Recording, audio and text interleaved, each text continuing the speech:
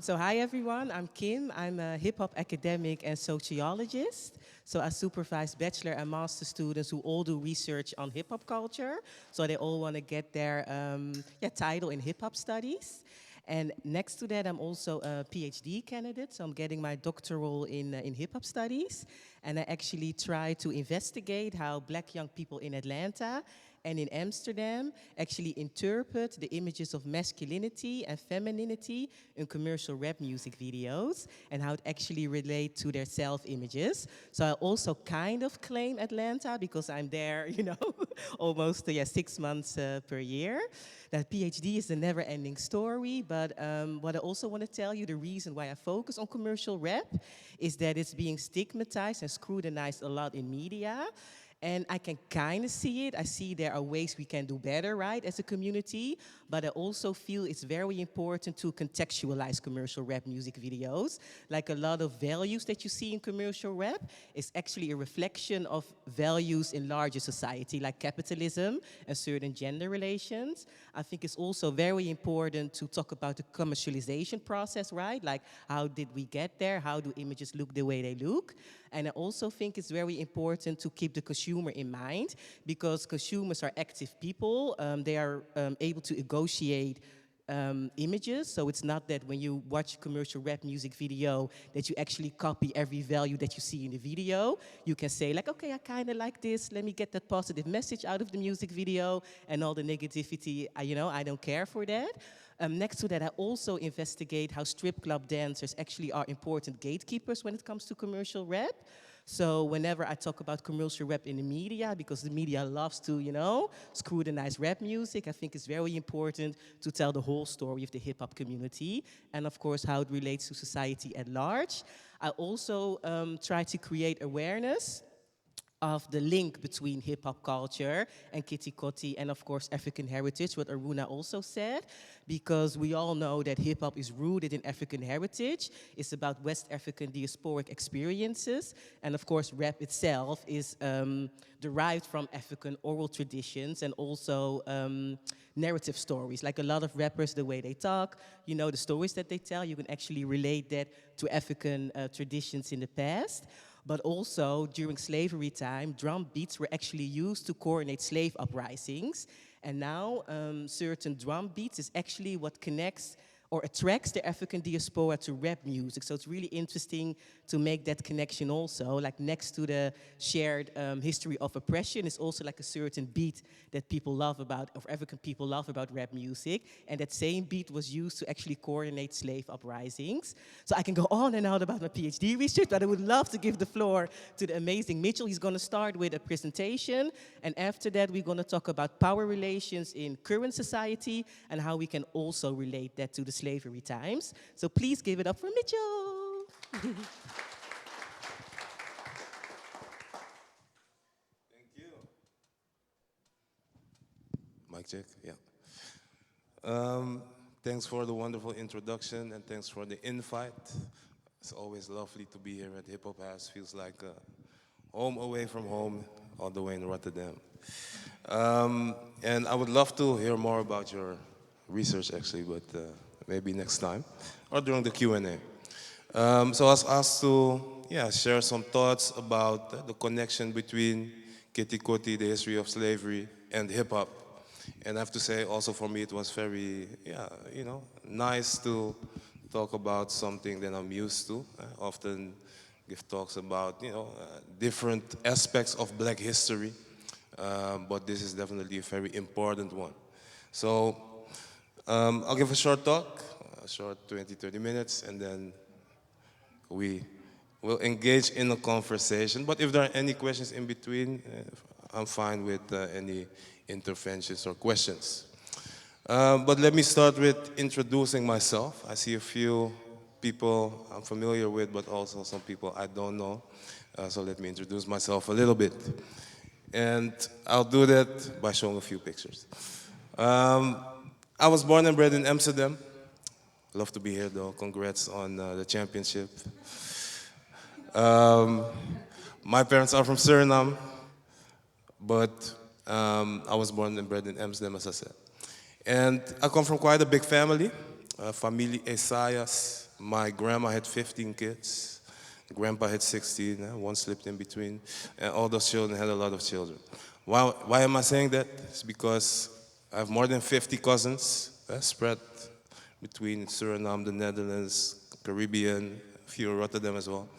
And I was the first one in my branch of the family to go to VWO, so to the pre-academic level of secondary education. And you can try to guess where I'm standing on the first week of school. 50-50 odds. Little guy in the middle, that's me. And you can see I'm looking a bit like, hey, is this real? Because, I was the first one to go to VWO.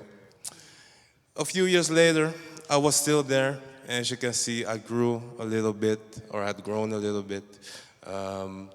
It's a bit easier to spot me. A little bit of man spreading going on there. But reason I'm showing this is because, as you can see, I was the only black boy in class. And looking back, I think that sparked my interest in these kinds of topics because I noticed that I went to school on the lyceum, so you had all levels of school. And in the breaks, there was a lot of diversity, kids from all neighborhoods, from north to southeast, Belma to west, all walks of life, all cultures. But in my class, it was always quite white. Another thing I noticed, and I don't have a picture of that, but I hope that you believe me, is that we had to learn a lot about history and culture, but obviously not about the history of hip-hop or slavery or colonialism, let alone pre-colonialism and resistance. It was mostly about something some people call the Golden Age, the Greeks and the Romans and stuff like that. But I did learn about it from home, from my mom. So at a young age, I already was like, hey, why do I learn about this in school? And at home, I learned something else. Finished school, went on to study business administration, also switched to anthropology, and finished both. And it kind of became the story of my life, being one of the few, if not the only black person in a sea of whiteness. Hey, maybe you know the game, where's Wally? You can play the game with me here at my internship at KPMG. So this is what it felt like every now and then. Not really feeling at home all of the time because you miss a certain cultural connection. I loved hip hop, I loved reggae. My classmates were listening to different kinds of music. So with a few friends, I set up a collective called New Urban Collective, a student collective for students of color, students from different backgrounds, especially black students and graduates, in which we try to, empower each other on the one hand, but also, learn about our histories and address issues that were not being addressed enough in our opinion. So that was about 10 to 12 years ago, 2011 we started, and we started organizing all kinds of things, lectures, debates, workshops, youth exchanges, every now and then a party, of course. And it was a lot of fun. But after a few years, we noticed people were, interested, not just students, all kinds of people. And in 2015, we were approached by a few guys. Their father was Waldo Halberdon, you can see him on the picture. He was a sociologist as well from Suriname who did a lot of research on colonial history, history of slavery, Keti Koti, etc. But he didn't just look at the history itself. He looked at how this history is being presented. One of the books he wrote is Op zoek naar de stilte, so looking for the silence. This one, Toekomst van het verleden. You don't have to read all of the text. But what he basically said is that history is often presented as if there is like one objective, neutral, national history. It's the history because it's in the school books, it's in the musea, so this is the history, right? However, what he said is that history can also be seen as a so-called reconstruction of the past, meaning choices are made about who we see as heroes, who we see as criminals, what we see as important, what we see as less important, who we name our streets after, Witte de Wit, J.P. Koen, and things like that, who we don't incorporate in our national collective memory. Anton de Kom, Tula. And what he said is that power is a very important role in the way we write history. Because the people that are in power also have the power to determine what the dominant historical narrative is. And so what the history is that we have to learn in school. And that then fuels how we look at ourselves, how we look at the so-called other. Because what happens when we don't learn about each other's histories, when we say national history only, the VOC history, for example, then we look at people who are not included as the others, who don't belong here. So he said we have to deconstruct it, decolonize it. But unfortunately passed away at a young age, and he left behind quite a large collection of books. So his sons inherited like 2,000 to 3,000 books, sent half of it to Suriname, half of it they shared with us. And we started in a small room in Amsterdam North. And I have to say, at a young age, I learned more about my own history and culture from my mom, my family, and from hip-hop and reggae music than I learned in school. And one other thing I learned from hip-hop, I brought one book with me that really inspired me, Russell Simmons' Do You, was to, create something, be creative, create something out of nothing or very little. And we had little resources, very few resources. We didn't have space, but we got the opportunity to use a little space in North. So we bought some cheap shelves at IKEA, put the books in there, and we called it our library. And a lot of people showed up, but we had to leave because of gentrification after a few months. But it's a different story. So when we were looking for a different place, we ended up in the building where we are located now, which is in Amsterdam East. It's the building of one of the few black-owned organizations with their own building in Amsterdam. And it's owned by the oldest association of Surinamese people in the Netherlands, on Suriname, which exists since 1919. And we came there. We heard they had some space, so we just came there for a look. And when we came there in 2016, this is what the space looked like. As you can see, it was a bit messy, you could say. But we were desperate for space, so we made a deal with them where we said, like, hey, let's make a deal. We help you clean up. We can put our books there. Everybody wins. To be honest, in the back of my mind, I thought, let's throw away all that old stuff. But whilst cleaning up, we found out that there was a lot of fascinating material hidden in those boxes. These are just a few examples. Whole stack of Ebony magazines, James Baldwin on this Time magazine cover, first edition Malcolm X, booklets with notes from Langston Hughes. Anybody familiar with Langston Hughes? Yeah.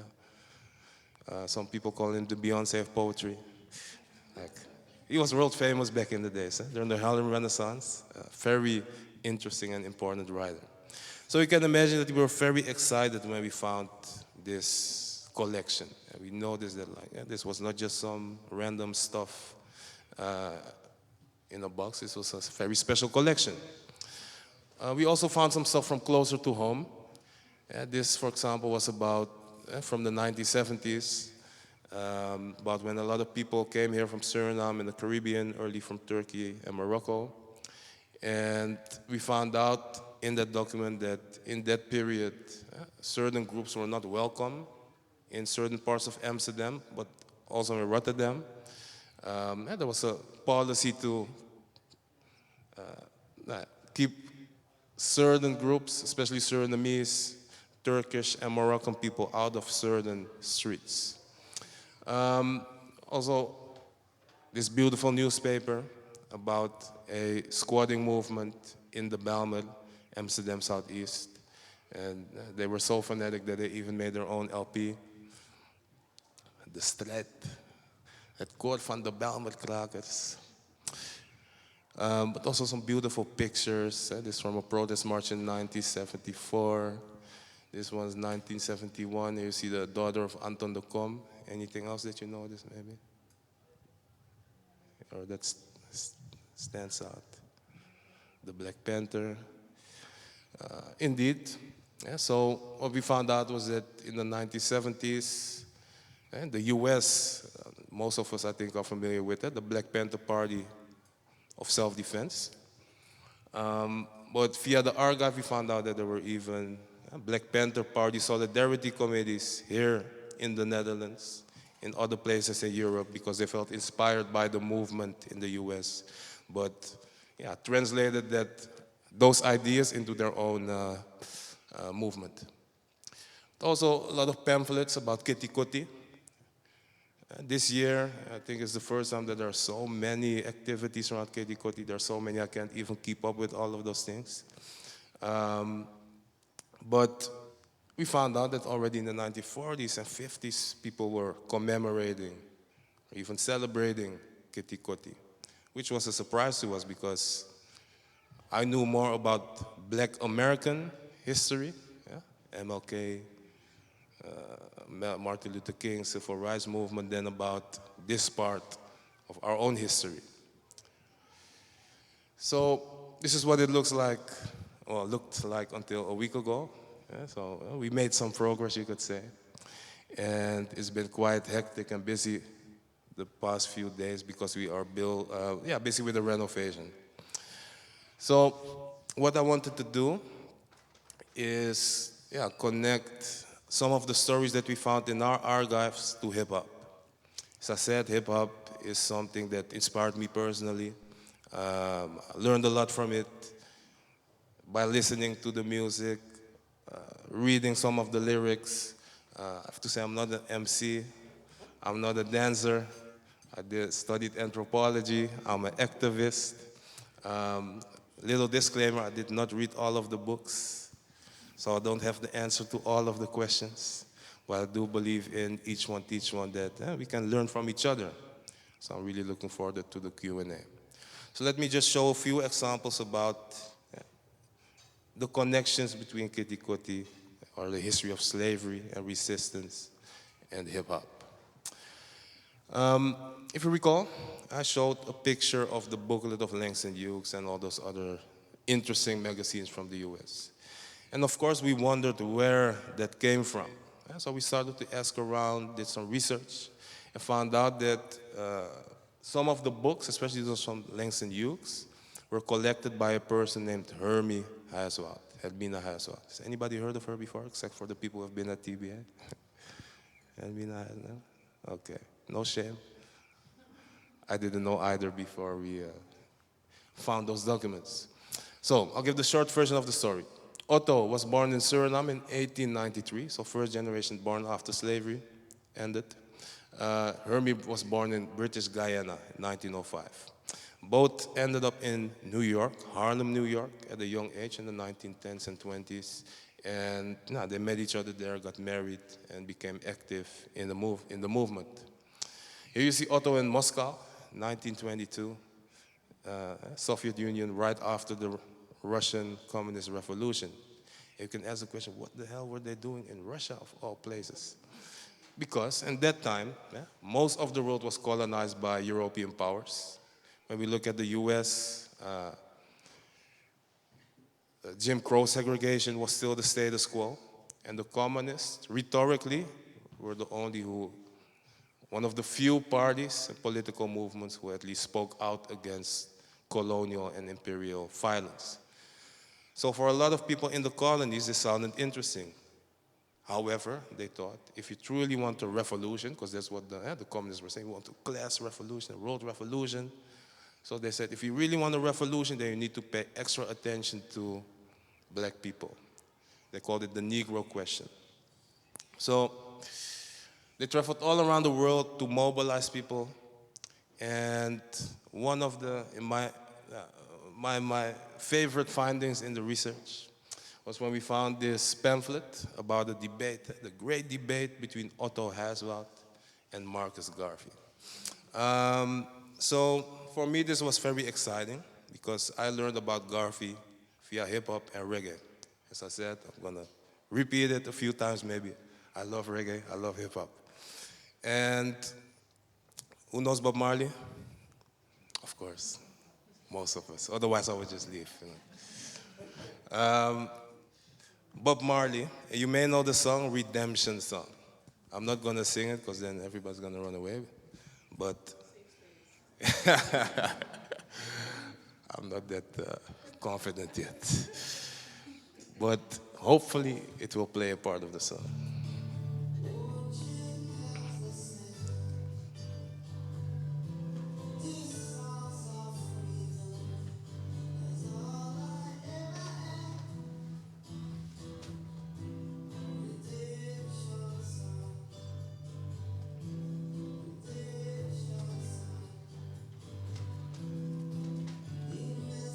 This part.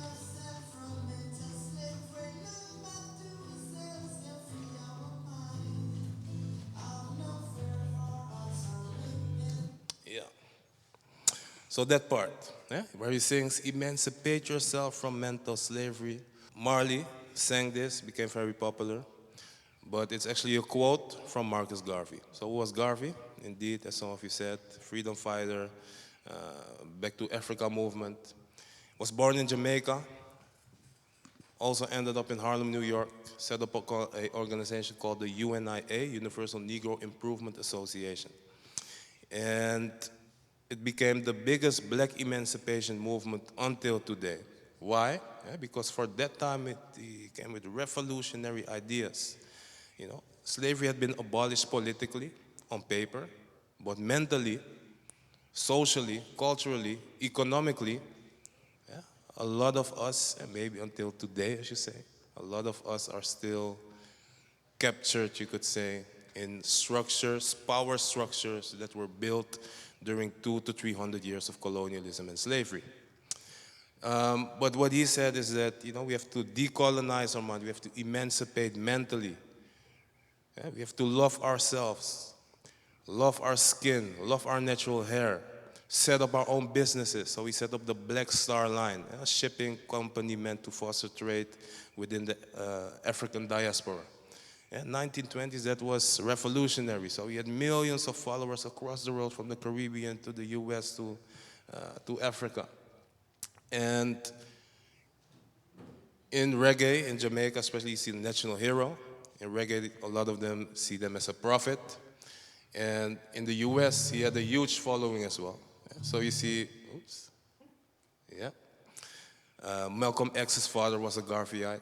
If you've read his autobiography, you read that he was murdered because he was seen as a threat, because he was part of that movement.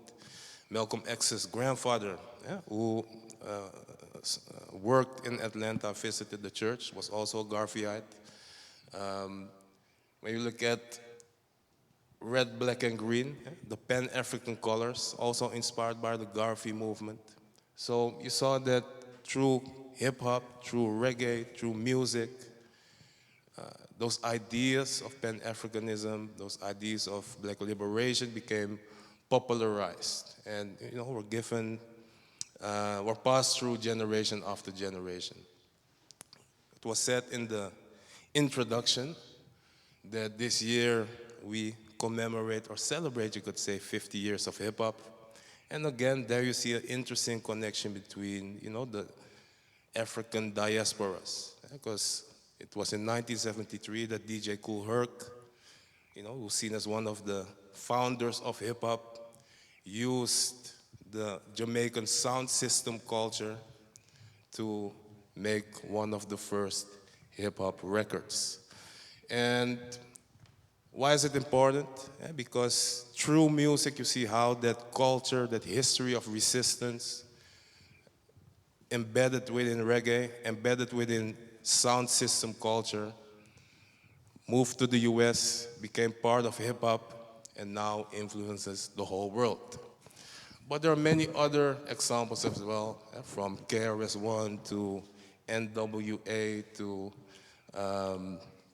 well, many, many others. Black Star, most definitely, Talib Kweli is a direct reference to Garvey. Dead Press, I remember a few years ago we had the Powertalk with M1 from Dead Press here. Nas, one of my favorite MCs. And that's something that inspired me. This, yeah. When I was a young boy, one of the few black students at the university, it was hip hop that continued to give me, motivation, inspiration to keep working, to keep doing my thing. Um, when we look at the Dutch context, hip hop, and the connection with black history and culture, there are some interesting artists, songs, tracks as well. I know hip hop is a very, something that, or music in general, something that touches people in different ways. So I can only speak for myself, what touched me, what inspired me. And for me, I have to say, Swat Licht has been one of the major inspirations. Lobby, especially Winner, shout out to the Rotterdam hip hop scene. Where you also see that they use their music and their platform to spread knowledge and ideas around black history. So, back to Hazwat, and I'm looking at the time that I don't have that much time, but back to Hazwat. They were active in the US, traveled all around the world. During World War II, Otto goes to Suriname because of health reasons, and within a day he's arrested. Why? Because he's a communist and he's black, so it's double trouble. So after the war, they decide to come to Amsterdam. And they become active in the Association of Surinamese People, which, as I said, was set up in 1919. And when they came, you saw that it really sparked a cultural revolution.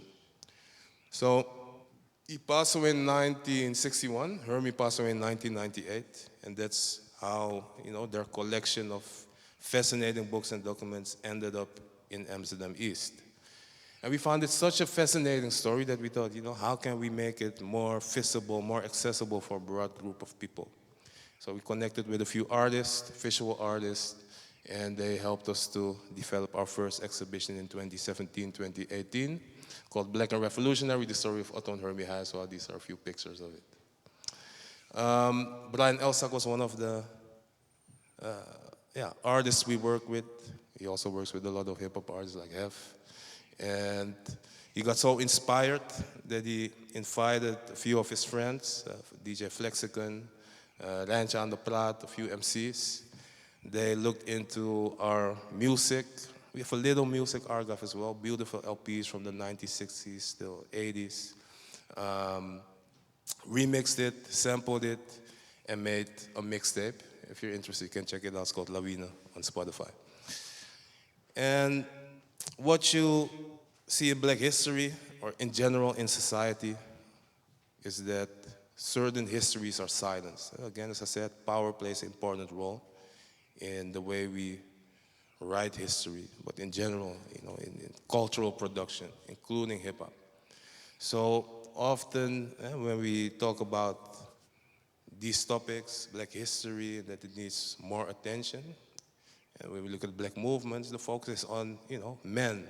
The leaders of movements are often, focused on men because of patriarchy and sexism and stuff like that.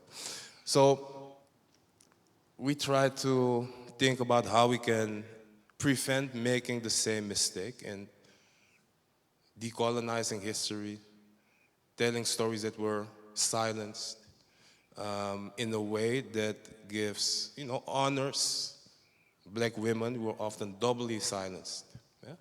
So Iris made this beautiful painting of Hermie Hazwa, and for an installation in Venice, for the Venice Biennale, she made a whole series of black women who played important roles in different aspects of black history, such as Amy Garvey, wife of Marcus Garvey, but also activist in her own right, Sister Nancy, Claudia Jones, etc., etc. Nowadays we call it intersectionality. I'll skip a few things because of time, and I'm let's look at one more example of a connection between hip-hop, Keti Koti, and the archive, if that's okay with you. Yeah? Of course, yes. Okay. So, is today Saturday? Yeah, exactly in 1 week, 7 days, July 1st, we will commemorate Keti Koti, Dia de Abolition, Emancipation Day. This is one of my favorite findings from the archive. It's a picture from 1963. And as far as we know, the first Biggie Speakly, as we call it in Suriname. The first nou ja, walk, protest march in honor of Keti Koti. Taken in Amsterdam, and as you can see on the banner, it says free moeder, so we must be free. So it shows that there's a history of people using this day, this very important day, as a time to come together and think about their collective freedom, about emancipation. Well, over the past years, as we've seen, a lot has changed. When we look at the time Helberlin was active, not that long ago, 20 years ago, it was almost unthinkable that the prime minister and the mayor of Rotterdam and Amsterdam would apologize for slavery. So a lot has changed within a few years. A lot of research has been done, a lot of activities are being organized, but there's still a lot of work to do. So let's do a very little quiz question. I think some of you may know. 1863, July 1st, that's the official day that slavery was abolished in the Dutch so-called West Indian colonies. But who were the people who were compensated? Or that the people had been enslaved and exploited for a few centuries? Or the plantation owners? Who says A? B? D? Okay, of course. It was D. Yeah, I think most of you know that slave owners got a form of reverse reparations, 300 guilders per enslaved person, 250 on Curaçao, 300 in Suriname. And on the wisselbrief, I brought a copy of it with me. You can see the amount of money that one of them received. One of them that we have in the archive is given to Dorothea van Utrecht, coincidentally. And Miss van Utrecht was the owner of Plantation Knip. Anybody met Plantation Knip, Curaçao? No? Yeah. Yeah? Do you know the story behind it? Yeah. Nowadays, beautiful beach, you can swim, barbecue, beautiful. But it's also the place where the Tula Revolt started. Yeah, because it was owned by this family van Utrecht. And as some of you know, July 1st in Suriname is quite a big thing. However, in Curaçao, Dia de Tula is a much more important date of commemoration. Well, this is my stamfather, my ancestor, Johnny Stephanus Esajas, my grandpa, came from Plantation Sada. So I'm going to skip a few things, as I said, but to make the connection between Keti Koti, one interesting thing we found in the archive was a video from 1963 where they interviewed the daughter of one of the enslaved people from Suriname. And I found a very interesting thing because they asked the question, what happened actually on July 1st? What happened when people heard that they would finally be emancipated? Did they take revenge? Did they have a big party? Did they go to church? I'm just gonna give the answer. One of the first things they did was buy shoes. They massively went to the stores to buy shoes. Why? Because one of the symbols of freedom were shoes. For enslaved people, it was not allowed to read and write, and was not allowed to wear shoes. That's why I think it's so ironic that one of the most popular street fashion brands nowadays is Pata. Pata, Surinamese word for shoe. Fueled by hip-hop culture, became such an influential brand. One of the pioneers nowadays of all these other brands, but they really laid the foundation. And as an anthropologist, I find it so interesting that something that was forbidden for such a long time, also when we look at the language, Sranatongo was forbidden for a long time as well. My mother still experienced that she, could get whipped or physically punished on school, or even by my grandpa when she spoke her own language. And nowadays, we see that this language is all of a sudden part of, I won't call it strata, but the language that the youth speak. And again, we see the influence of hip hop.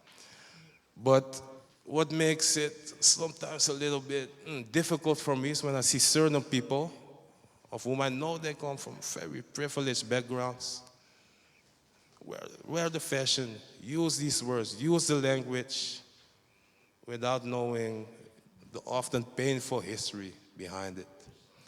And that's why I do think there's a importance in doing these kinds of, organizing these kinds of gatherings. There's importance, even a responsibility for people active and profiting from what has become a billion-dollar industry to also tell about this history and its legacy in present-day culture. One of the founders of a shoe machine. And I think I'm going to end with this because you mentioned it in your intro just briefly.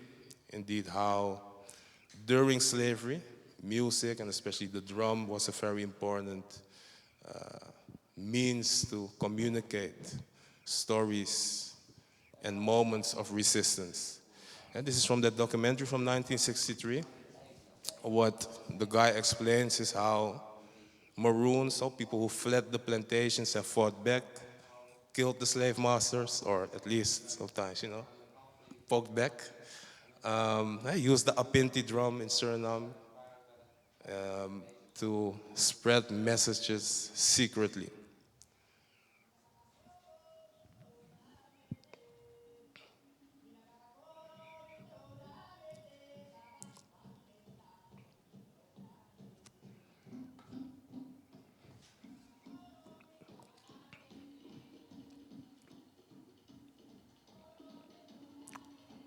If you want to see the full video, I can make it available. So, again, it's an example of how through music, stories of resistance, moments of resistance were passed on from generation to generation, even in a context where it was forbidden or taboo for a very long time. This last part, I think I have to skip because of time. I think it would be nice to have a conversation instead of me talking a lot.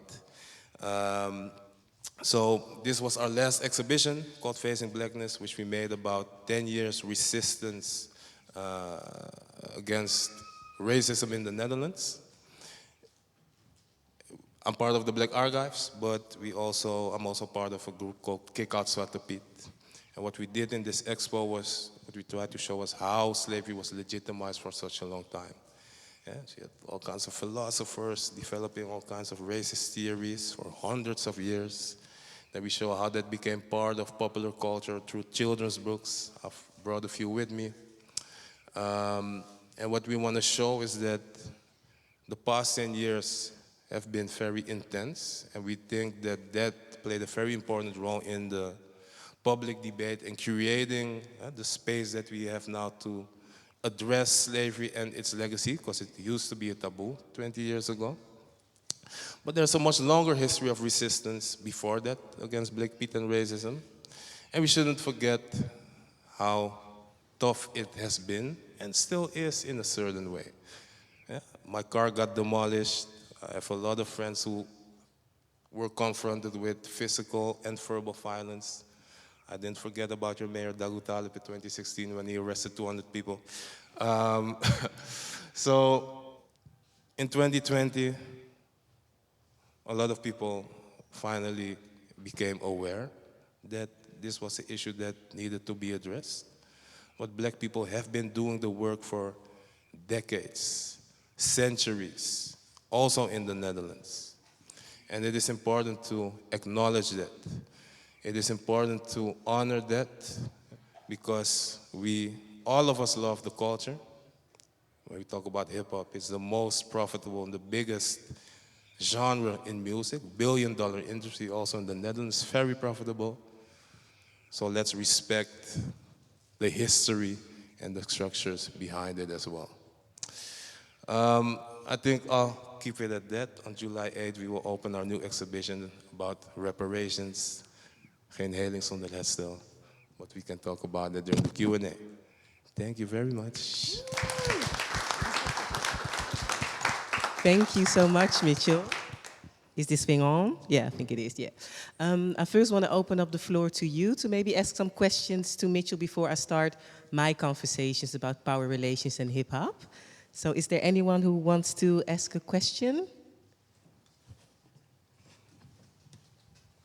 5, 4, 3, 2. No, you maybe want to marinate it a little bit and maybe some questions will come up later. It's a lot of info. Yeah, it is, it is. And probably you explain it very well, so. So Mitchell, if it's all right with you, I would like to talk with you about power relations, hip hop, and colonization and decolonization. The first question that actually comes to mind is that current mumble rap is sometimes seen as a middle finger to power structure and actually maybe also a decolonization process. First of all, is everybody familiar with mumble rap? Okay, like it's like a slow way of rapping, kind of mumbling, murbling, future maybe, little baby, okay? Yeah. So what's your thought on that? That it maybe can be seen as a way of decolonization also? I have to be honest, I've never thought about mumble rap as a form of decolonization. Um, and as I said, disclaimer, I've not read all of the books. I'm not an MC. I am a lover of hip hop, but I do think I have a specific taste. And maybe it's because of the work that I do, as an anthropologist, as an activist, very interested in black history and culture and emancipation. And knowing the potential, the history, but also the power of hip hop to inspire, to share knowledge, to inspire revolutionary consciousness. Mumble rap is not really spoken to me that much. So personally, I have a hard time seeing it as a form of decolonization. But at the same time, I know that music as all, and hip hop as all other forms of culture evolve. And there are certain groups of people, maybe certain generations, who do feel it much stronger than I do. But especially in the context of the conversation of today, where we talk about the history of Keti Koti, the history of resistance, hip hop has a very strong potential to uplift people. And I personally, maybe others know, I've not came across mumble rap songs that were uplifting in the sense of sharing knowledge and talking about political issues. I didn't come across that. One side note I do have to make, I do think joy and rest and just having fun is a very important aspect of life as well. And now that people can vibe to it, I do vibe to future and things like that every now and then as well. So that's very important too. It doesn't have to be about politics all of the time, but saying it's part of decolonization, I don't see that yet. Okay, thank you. Yeah, you also see that there's like a combination between capitalism, what is rooted in slavery, and also activism. And let's talk about that a little bit. And I'm talking about like a Jay-Z, of course, rightfully so, is being criticized for his capitalist message, but he also has some type of activist messaging. So how do you make sense of that? Should we celebrate that or be extremely critically about that?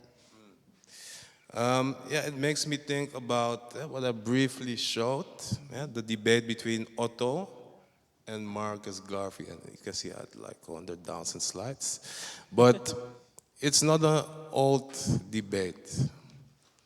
When we talk about capitalism, slavery, there's a long history of, here it is. There's also a very long history of different, political ideas and visions within black communities.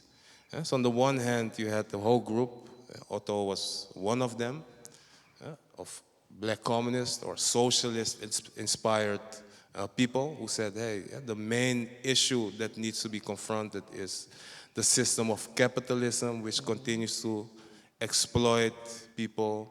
And through class struggle, by focusing on the workers, we should come together with different groups of people, not just black people, but also other working class people. And capitalism is not going to save us. In fact, it will reproduce the same system. And maybe there will be a small group, a small class of very rich black people and people of color, but the system remains the same. And on the other hand, there's been a history of black capitalists. I wouldn't say Garvey was a very pure capitalist, but he did represent the idea of, that black business and economic emancipation would, was the answer to the issues. And when I look at this history, I cannot say it's either or. Yeah? I look at it at maybe an intersectional point of view. So I do believe that ownership, black business ownership, generating capital, generational wealth is very important because from that position you can build your own power to challenge other structures of power. But the challenge is to do that in a way that you don't, reproduce the system of capitalism. And when we bring it back to hip hop and JC, I know there are a lot of discussions also about Beyonce, that they only, use symbols of activist movements and enrich themselves mostly, or a small group of people, and therefore reproduce a system of capitalism which doesn't, really contribute to the masses of black people. And I think, the answer is in the middle. As I said, we need people with capital, wealth, and positions of power. But I think what's most important is what's here on the wall, the power of the people. When the masses of people generate knowledge, generate, or are being mobilized to fight against this system of capitalism, I think that is where the main solution should be or will be in the future. Okay, so if I hope I'm... it makes sense. Yeah, it definitely makes Okay. sense. I'm trying to summarize a little bit in my head. So there's like maybe like a middle solution that you're not like anti-black capitalism as long if there's still like some type of community-driven effort in it. I think the focus would be more, should tip towards the scale of a community-driven approach. I am definitely against capitalism, but I do think that, black ownership, black business, supporting black businesses is a very important aspect of emancipation. But the challenge is to, develop a system where we can generate capital and wealth outside of the current system, which is built on exploitation. Gotcha, gotcha. And I don't have a name for that system yet. It's something we have to invent, and that makes it so difficult. Yeah. So let's talk about media a little bit because yeah, sometimes I get asked to appear as a hip hop expert in media as well, and I do notice some type of power dynamic in media as well when it comes to hip hop, like the reputation of rap, the rap of rap. Can you maybe elaborate on that a little bit more? Do you think there's a power relation when it comes to who is visible, of course, and who actually gets to write about rap music? Absolutely. I mean, that's a hard yes, that's a fact. Definitely in the Dutch context, I think, especially in the US, there's a much broader group of black professionals, creatives who also have a larger platform, and also black-owned media companies who can look at the culture, write about the culture, review the culture from their own perspective. Whilst here, and we look at mainstream media, NSA, Parool, Volkskrant, who are the black writers, thinkers who can, write and think about the culture from an insider perspective. There are very few, and the ones that also get the platform are even less. And yeah, what you then see is that our culture, hip hop, but also in general, black culture is then being reviewed or written about from a very Eurocentric perspective, where whiteness is the norm. And because hip hop, from its origin, always deviated from that norm, it's looked at as something different, something often, inferior, something that's, that doesn't fit the norm of what culture should be like. And we also experience it. All the exhibitions that we did, I think there's been mentioned in official, cultural magazines and newspapers maybe once or twice, and always from a very Eurocentric wine point of view.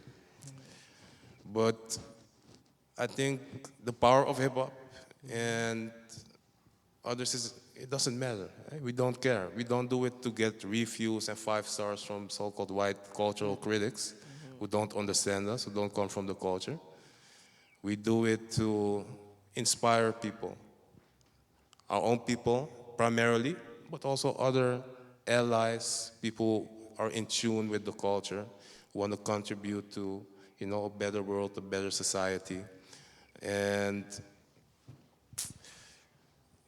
yeah, I think that is most important, that you don't try to fit in or, meet a certain norm so you can get those good reviews, but, stick to your own standard, to your own norm, and really create from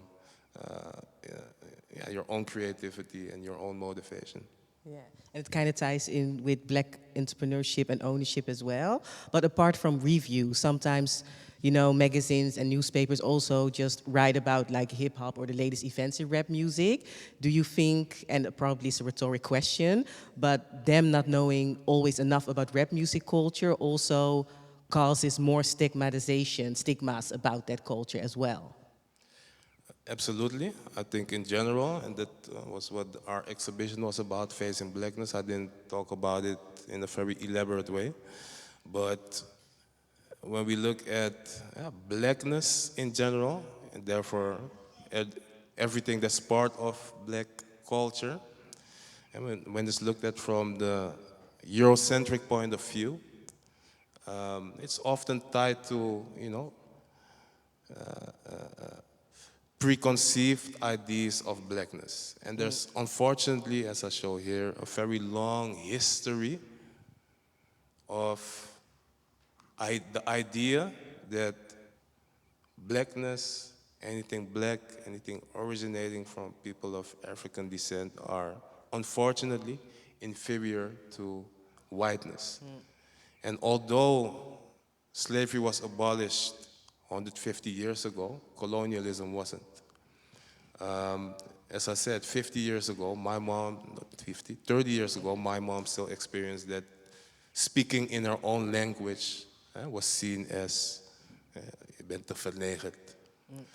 So this norm of whiteness is so deeply embedded within Western culture, Western institutions. Even when I studied anthropology, anthropology itself has a very problematic history, but it's so very deeply embedded within institutions of art, of culture. There are so many students that I meet through our network that, face all kinds of obstacles, burnouts, because when they create from their own cultural perspective, be it hip hop or it's a visual artist, from their own cultural reference, it's seen as, not good enough by the standards of the art school in the Netherlands. And, that's why on the one hand it's important to have our own autonomous institutions where we don't need that recognition. But I can imagine that it can be very challenging for students who go to art school, because sometimes you do, need the paper, the diploma to make a step forward. But to get to your question, so I'll look at these issues of prejudice, vooroordelen in a historical context. It's hundreds of years. These were like, these philosophers, these were the authorities of knowledge production. There are streets named after them. The Black Archives is in Amsterdam East. You have Linnaeusstraat, you have Vrolijkstraat, Kamperstraat. These were scientists who literally wrote and developed theories saying that African people were inferior. And Western culture, Dutch culture, is founded upon these kinds of ideas. And yes, we have made progress, but until the day of today, you still see, this notion that high culture, European culture is tied to whiteness, modernity, and especially when we look at hip hop, which has its origins in the ghettos, the underclass, the black masses, still unfortunately seen as a little bit different. They won't use the words, but when you analyze it, it's still seen as inferior. Now, you mentioned that there's a little bit of progress. In what ways do you think that social media and the internet, of course, plays like a huge role in it? Because I think like black people all over the world can connect now more easily. You don't also have to be dependent on papers like the Volkskrant. You can go to online magazines and stuff like that. So maybe can you talk a little bit about that, how social media and the internet maybe helps us progressing even more? Yeah, I think it's essential. Coincidentally, this picture is on the screen. But when you look here, let's see, this lady, for example, this guy here, they are the Forsteds, the Forsted family. They set up a movement called Zwarte Piet is Zwart Verdriet in the 1990s, when I was still a baby. And they were already actively fighting against Zwarte Piet, blackface, it's a symbol of the underlying institutional racism and prejudice. But one of the main issues that they had is that we're not given a platform to spread their message. And when they sent letters to the newspapers, they just laughed at them. They didn't take it seriously at all.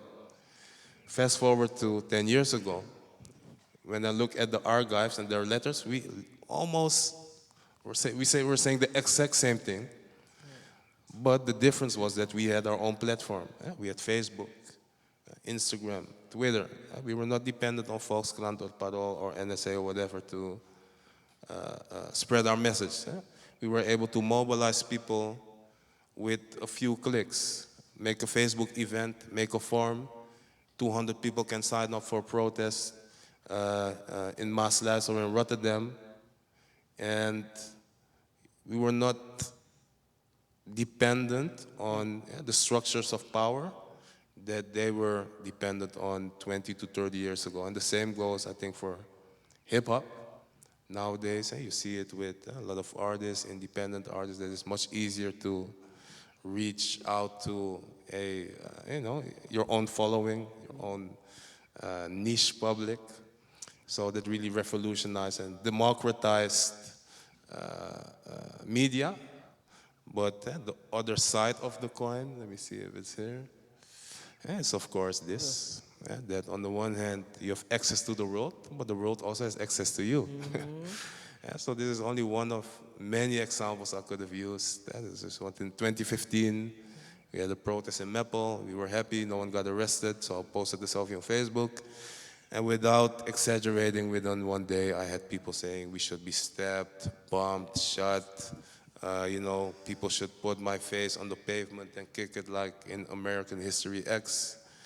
So that's the other side of the coin.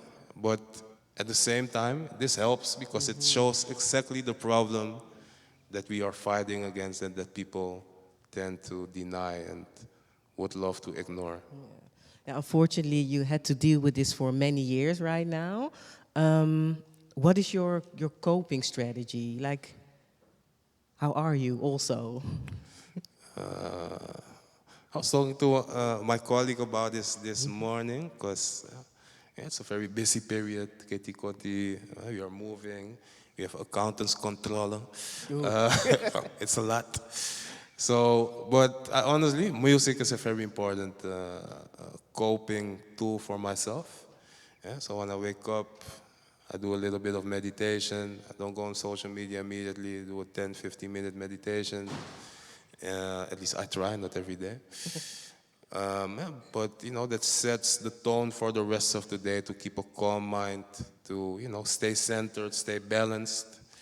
And, music, as I said, reggae, hip-hop, puts you in a good vibe. That's a very important thing to me. And thirdly is knowing yourself, knowing your history. Because when you know yourself, when you know your history, when you know where you come from, all that nonsense, all that bullshit that people are saying online, it doesn't hit you because you know where you stand for, you know where you're coming from. As Malcolm X said, I believe you had it on a T-shirt. Yeah? If you don't stand for something, you will fall for anything. Yeah? So if you know you come from a very long line of people who are not just docile slaves, but people who resisted, and even people who have not resisted, they survived one of the most violent systems and oppressive and exploitative systems in history. That alone can give you the power to, deal with the challenges in life. At least that's how I look at it and deal with it. Now, I think I speak for us all when I say thank you for the work that you are doing. That's pretty amazing, and I'm glad you found a coping strategy or coping mechanism. Today, like hip hop, what you also said in your presentation, it's like hip right now. You know, everybody wants something with hip hop. When you look at cultural organizations, and they kind of try to use hip hop as a way to look more inclusive and more diverse, how does it relate to exploitation in the slavery days? I have to say one more thing about the lesson. I think community is very important. Okay, yeah. So having spaces, safe spaces, community where you can, talk about these issues. Where you know that you're not alone, where you can learn from your elders and your peers like this. That's very important. So parallels between the system of slavery and current forms of exploitation. There's a very beautiful book that I read recently. Also met the author, some of you may know her, Trisha Hersey from the NEP Ministry. She wrote a book called Rest is Resistance. And I think she breaks down the system of slavery in a very interesting way.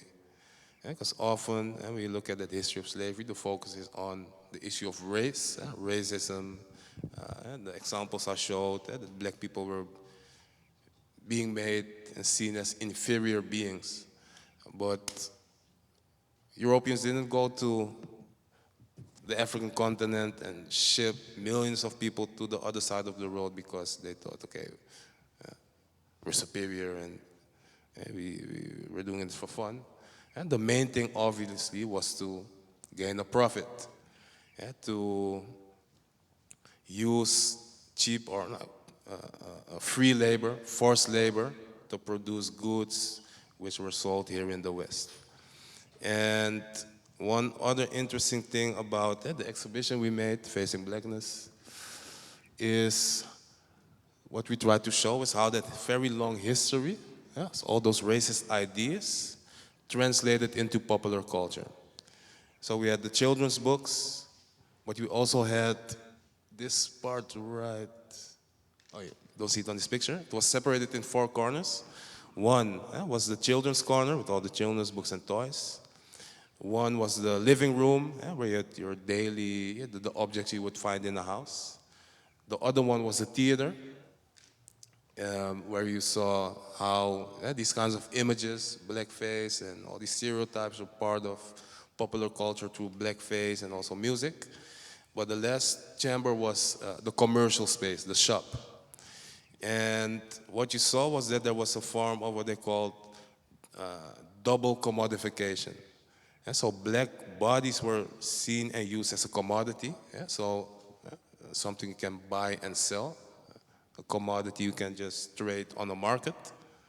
But also the image of black people was used to sell that same commodity or to sell the commodity that they were producing. Does that make sense? So black people used as commodities produce the commodity, for example, of sugar, cocoa, coffee. Then these products, especially in the middle of the 19th century when marketing became more and more popular, were sold to the masses through mass production by using the image of black people. So when, let me see if I have an example. Like literally on the labels. Literally on the label. Okay, yeah. So you have coffee and then you see the image of a stereotypical image of a black lady happy on the plantation to sell these goods. And back then, of course, it was very obvious and extreme but in a way you still see it today, this commodification of the black body, the image of black people being cool and fun. And that's what hip hop, the image of hip hop is, and it sells. You see it in commercials for all kinds of products. I'm very active in the cultural sector, and what irritates me a lot, because nowadays, because of the whole anti-racism movement, everybody talks about diversity this, diversity that, and there are different aspects of diversity. I don't even like the term diversity, but the focus with these cultural institutions who say and perform diversity is always on programming. Yeah, so they invite a few black people to perform, do some spoken word, maybe a hip hop artist, make the best pictures, put it online, generate likes, but the structure of the institution remains the same. Sometimes they even generate records of money. Yeah, the Nieuwe Kerk, I'm just gonna name names. The Nieuwe Kerk in Amsterdam developed the exhibition, the Grote Suriname Expositie. One of the most popular exhibitions in years of this cultural institution. A lot of Surinamese and black people joined. But after the exhibition ended, yeah, they had to leave again. But what happened with the profits? Was it reinvested in our community? Was it reinvested in Suriname? I don't think so. Yeah, so that is a mechanism that I see a lot. Yeah, they love the programming, they love the culture, but institutionally, structurally, not that much is changing. I think it's very important that we are aware of these mechanisms so we can resist against it and develop alternative ways of dealing with these institutions, set up our own institutions so we don't fall into the same vicious cycle. And I think creating your own institutions is very important, or organizations. But for instance, if somebody is in a negotiation with a cultural institution, is there a way that that person can say, okay, I'm only going to do this if you can also give me X, Y, and Z? What would your advice be? I think you have to. I think that we are in a time and place where we do have the power, potentially have the power to negotiate. I think that often we underestimate our own position. And I can say it because I have experienced it myself and I have learned it the hard way. And I'm still learning. I'm not saying that I'm perfect. We also still, as TBA, get asked a lot, especially this week, this month, this year. Everybody wants to do something with Keti Koti. Even this week, people are still emailing me, hey, what are you doing with Keti Koti? And I think that because opportunities have been scarce for a lot of people for a long time, especially Black and POC people, freelancers, and they are quick to jump on the first offering that they receive. But even people within the institutions that I know now know that, hey, when I look at the offertes, so the prices that a lot of Black and POC people present, is much lower than the average, and literally average, white creative. So sometimes it's also a lack of knowledge and a lack of being realistic of our own value, because we're scared to lose this little opportunity here. Because what happens if we don't get the other opportunity? But I do believe that if you're confident in yourself, you realize what your value is, your cultural value also as an economic value, which those institutions need to stay relevant, to be relevant, to reach certain audiences, to meet their diversity criteria. They need you. So you need to be aware of your position, your value, and that allows you to negotiate the terms that can benefit both parties. And it's a learning process. As I said, I'm still learning about it as well. because you have to be assertive. You also have to be willing to walk away sometimes, maybe. And sometimes asking your counterparts what they are making. That's something that I learned now. Like, Absolutely, you know, hey, what do you get? Yeah. asking others within the field how they deal with issues. Um, that really helps. Learning from elders. I have a few people in my network who are also active in the cultural sector, who I can, exchange thoughts with. As I said, I have a background in business administration, anthropology. I'd never made an exhibition in my life before we started with this. 2017-18 was our first exhibition. Then we did our second one. A lot we did based on a voluntary basis the first years.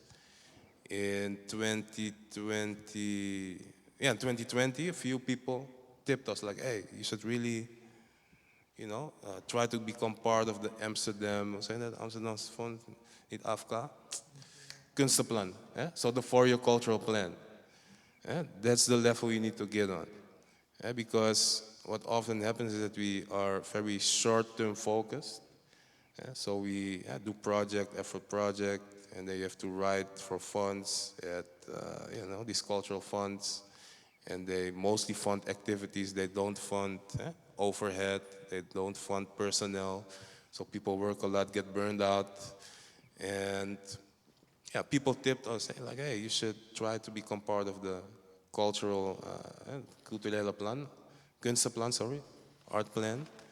That will give you a stronger position to develop as a institution, to develop a medium or long-term plan and vision, and also get some funding to actually realize it. Because that's what a lot of white institutions have been doing for decades or even centuries as well. And sometimes people say like, you're too focused on funding, should not, ask for subsidies and this and that. But there are hundreds and thousands of black people here as well. We pay our taxes, so we have a right to get a part of those funds as well. So, some people helped us to develop those plans, a 4-year plan, on the namings plan, the business plan, a cultural vision. And I have to say that it really helped a lot. We're part of the Amsterdam Art Plan since 2021 to 2024. And this year we're already working on the next 4-year plan. And I would love to see more black and POC-owned cultural institutions in cities across the country become part of these plans on the one hand, and on the other hand also develop their own more autonomous streams of income, of course. Because we deserve it, it's necessary, it's needed, and if we don't do it, other institutions will do it and only hire us for temporary positions while they build their institutions on the long term. I hope that answers the question. No, definitely. Thank you for your thorough answer. Sometimes you do see when you have black or POC organizations, I'm not going to be shady and name names, but sometimes they have their own organization, but they tend to hire people in the highest position who don't look like them. Can you tie that to the psychological outcome of slavery as well? Can you talk about that? Like a crabs in the barrel mentality? Good question. But the thing about the crabs in the barrel mentality, I always said, okay, yes, it's true. There's here and there definitely that mentality that people don't. What's the English word for gunnen? Elkaar niet gunnen. It's a very Dutch word. But there's some distrust amongst black people, POC. And we have to break that cycle. But when we talk about the crabs in the barrel mentality, the question is who put the crabs in the barrel? Crabs are not supposed to be in a damn barrel. They're supposed to be, out on the sea. Okay, there's something else. So what we did, also when we became part of the Amsterdam Art Plan, we had to professionalize and hire a zakelijk leider, a business leader.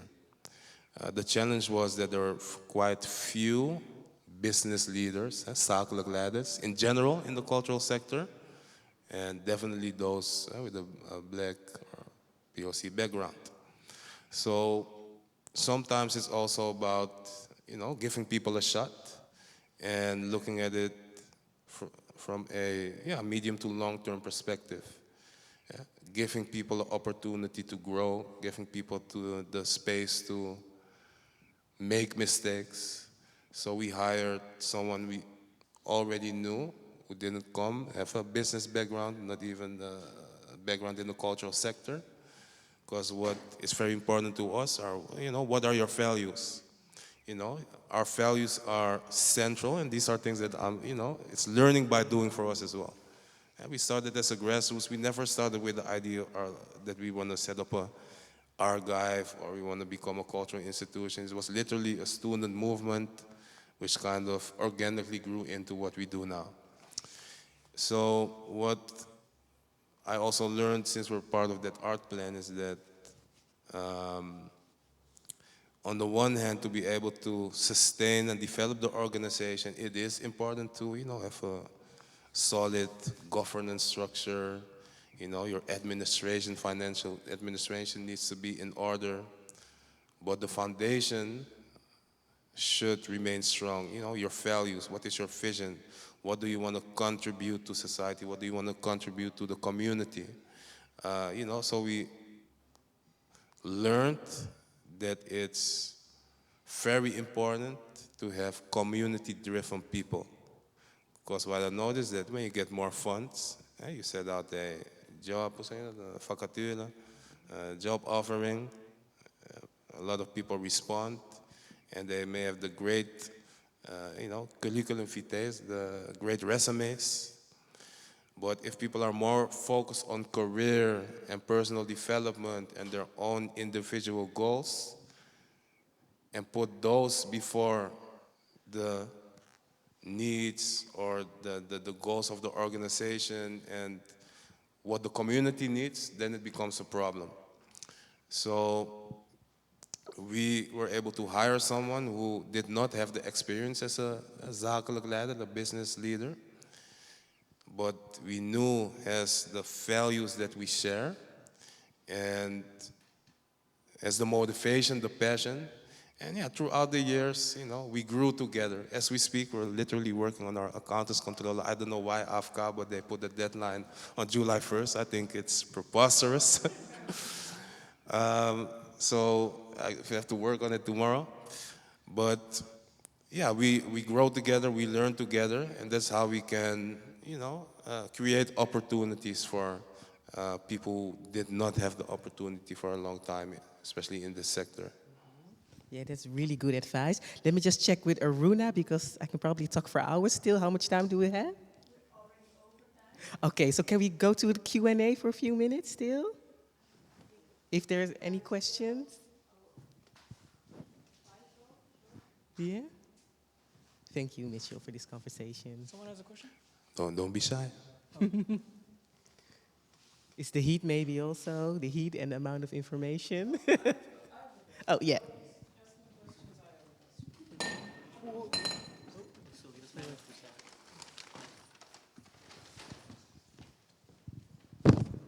Okay, and this is not really hip-hop related, but Keti Koti meer. Sorry, Dutch, English, whatever. What I'm having difficulty with is I'm from Curaçao, right? Born, half raised there, half raised here. I didn't even know about Keti Koti until like maybe 5-6 years ago, because in my culture, it's not even celebrated. We're not talking about it. And I was talking to my sister who's over there, and I was like, I feel like Keti Koti is more of a celebration of Surinamese people than of my people. And I'm not sure, and every time I hear about Keti Koti, it's always about a Surinamese celebration of. And I'm like, is that the reason why my people are not feeling connected with Keti Koti because every time it's a Surinamese celebration off. So we're like, okay, it's your celebration. Is that the reason, or because on my island also, I feel like Curaçaoan people are not as much involved in like the conversation about slavery and everything surrounding it, and Surinamese people are. So my question is, is this a legit feeling of mine, or am I still like maybe blind to certain things? I would never dismiss your feelings. If you feel this, that's what you feel, and I cannot say that you cannot feel something. So, and I think the feeling is quite understandable. Keti Koti, I mean, the name already says it. It's a very Surinamese thing. And although the political decision was made in The Hague in 1862 to emancipate the people on July 1st, 1863. It had very different outcomes in, the cultural memory on the different islands. And I have to say, I also became more aware of that over the past few years. Because indeed, in Suriname, it has a long history of commemorating, even celebrating. It's an official national holiday, and it has been that for decades. Whilst indeed on Curaçao, as I've understood, because I'm not from the island, but what I understood is August 17th. Dia di Tula is a much more important day and part of the collective memory. So it's explainable why Surinamese people are more dominant in the conversation. Because historically, that's also what we see in the archives, historically, Surinamese people have been commemorating it publicly, partly celebrating it. I had a discussion with some people about it yesterday, that what I think is beautiful about August 17 is that you celebrate the resistance. What I understood is that people say like, hey, July, why would we celebrate July 1st? Is you cannot, other people cannot give you your freedom. Yes, your freedom is something that you have to take. So we celebrate the resistance, and I love that. Out in the Surinamese context, I think that, in general with cultural traditions, but when we talk about Keti Koti, what I partly also showed, in the beginning it was super colonial. It is a fact that July 1st was a randomly chosen date by a few white Dutchmen in the Dutch parliament. They actually chose July 1st because they thought it would rain a lot, it would be, bad weather, so people would not go out and celebrate and create chaos. That's what they hoped. The first few years, people were indoctrinated with all kinds of colonial Christian ideas that they had to be grateful, sacrifice, he did that, so everybody went to church, even thanked their former slave masters and the king who didn't do shit.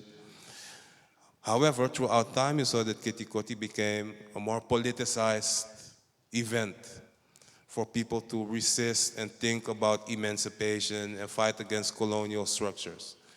Anton de Kom, there are many archival materials and things that we found in the archives. So in the Surinamese context, gradually, Keti Koti became not just a day of commemoration and celebration, but also a day of political resistance. And the power of these kinds of traditions is that it, kind of forces, it brings people together on one symbolic date to steer the political conversation, the public debate towards the topic that you want to focus on. The other side of that is that indeed it's not as inclusive as it could be.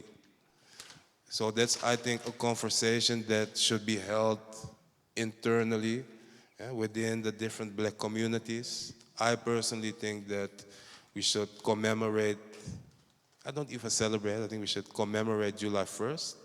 And we did start a campaign to make July 1st a national holiday because it does have political value, and not to have parties or that, but because emancipation is not finished, July 1st, 1873, so-called Emancipation Day, but it were the plantation owners who got compensation, so it was a reversed, it was a colonial emancipation.